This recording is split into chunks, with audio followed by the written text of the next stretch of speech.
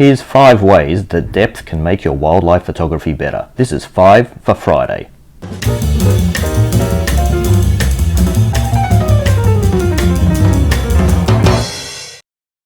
When we take any photo, we want to capture an image that will grab the attention of a viewer, and we want them to spend as long as possible looking at that image.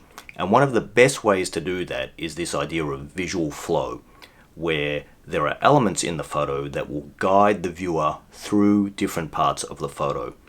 And one of the best ways to do that is to use the idea or the concept of depth in a photo. Often when we are photographing wildlife, when we're taking portraits of wildlife, it's very tempting to get in very tight. And when you do that, you don't capture much of the environment, and that makes it harder to capture depth in the photo. In this video, I'm going to talk about 5 different ways that you can incorporate the concept of depth into your photos. So let's get started. One of the first things you can look for when you're trying to capture depth in an image is different layers or textures in the landscape. Ideally, there would be at least a foreground and a background, and even better would be to have a foreground, a background, and also a midground in between the two. In this image of a polar bear that I took in April of 2019, you see snow in the foreground, there's ice where the bear is standing in the midground, and then behind the bear is an iceberg.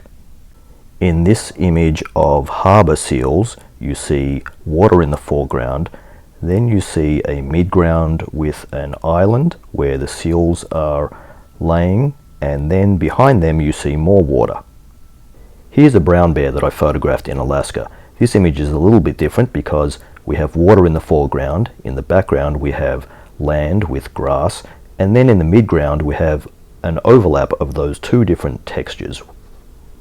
And finally, here's a sequence of images featuring a lioness and a cub.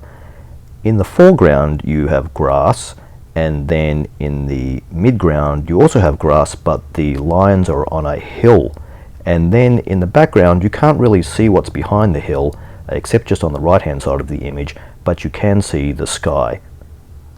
One of the things that you will find is that when you are composing the scene and trying to figure out how much of the foreground and the background and the midground that you show, you may have to change the position from where you're shooting. You may have to shoot from a higher or lower position, and you may also have to shoot slightly aiming up or down. Another way to create a sense of depth is to create out of focus areas in your image. This can be achieved sometimes with a very shallow depth of field, and also with your positioning to certain elements in the foreground or background. Here's some images of black bears that I took on a recent trip to northern Manitoba. Here's one of the bears standing on caribou moss with a tree in front of it, as well as trees behind it. In this image, the tree in the foreground was right near me, about 3 inches from my lens. And that's pretty much the case also with this image as well. In this image, the bear was only a few meters away, but I was using a 105mm lens and shooting with an aperture of f1.4. In this image taken just moments earlier, the bear was a little further away, but because of the perspective, the bear was down a hill and I was up the top of the hill. I was able to use the ground as an out of focus area. Here's 2 images of fox kits that I took lying down on the ground and using the grass and flowers as out of focus areas. And here's a bearded seal. I shot this from a Zodiac, but I put my camera right down close to the water and the ice. And here's some walruses. These were photographed from a ship. The walruses were on some ice, and there was some other ice that was floating in front of them, and as the ship was moving I could see that they were going to come into frame between these 2 blocks of ice, and fortunately they held this pose and it was a great shot. Another thing you can do is capture images where the animal is walking towards the camera, or where it makes sense, away from the camera. Here's some examples of this, with some brown bears walking or sometimes running towards the camera. And here's a bear walking away from the camera. And here are some red foxes trotting towards the camera, and another red fox, and here's an Arctic fox walking towards the camera, and finally some lions walking towards the camera. Especially when an animal is walking towards the camera or just even facing the camera and the animal is long, using a shallow depth of field can also be quite effective in helping to get that sense of depth.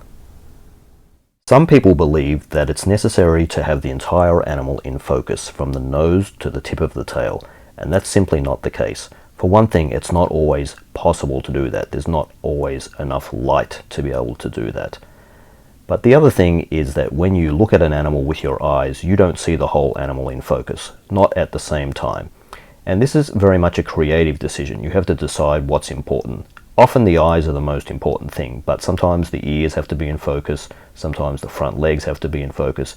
It's really up to you. Where do you want the viewer to look, and where do you want to draw their attention? And ideally there's also a natural fall off from the points of the image that are sharp to those that are out of focus.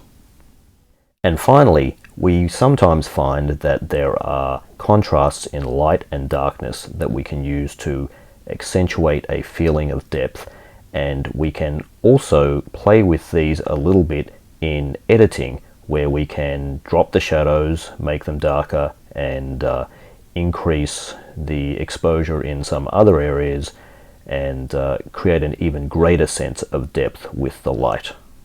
When you look at these examples, you'll see that there are all kinds of possibilities for where there might be areas of light and darkness. Sometimes it's towards the back of the scene, and sometimes it's in other places, especially if it's a backlit scene where the sun is shining towards you.